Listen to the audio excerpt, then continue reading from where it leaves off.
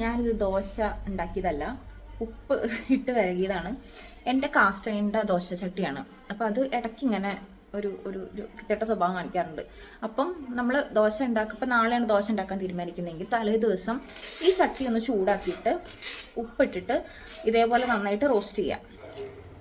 ഇത് കണ്ടോ, ഇതേപോലെ നന്നായിട്ടിട്ടിട്ട് എല്ലാ സൈഡിലും വരുന്ന രീതിയിലിട്ടിട്ട് റോസ്റ്റ് ചെയ്യുക. നന്നായിട്ട് റോസ്റ്റ് ചെയ്ത് കഴിഞ്ഞിട്ട് ചുടുങ്ങനെ ഇത് കുട്ടിക്കളയുക. എന്നിട്ട് കഴുകുക. കല്ലിൽ വെച്ചിട്ട് ഒന്ന് നന്നായിട്ട് കഴുകണം കേട്ടോ. എന്നിട്ട് കല്ലിൽ വെച്ചിട്ട് ഒന്നും കൂടെ ചൂടാക്കിയിട്ട് നല്ലെണ്ണ വരട്ടിയിട്ട് നല്ലെണ്ണ വരട്ടിയിട്ട് അങ്ങ് വെച്ചിട്ട് പിറ്റേ ദിവസം ഇതേപോലെ രാവിലെ എടുത്ത് നന്നായിട്ട് കഴുകുക. പിന്നെ നമുക്ക് നല്ലെണ്ണ വരട്ടിയിട്ട് ദോശ ചൂടാം. അപ്പം നല്ലപോലെ ഇങ്ങനെ വിട്ട് പോരും. അല്ലെങ്കിൽ ഇതിനൊരു പിടുത്തം ഉണ്ടാവാറുണ്ട് ഇടയ്ക്ക്, എല്ലാപ്പോഴും ഇല്ല.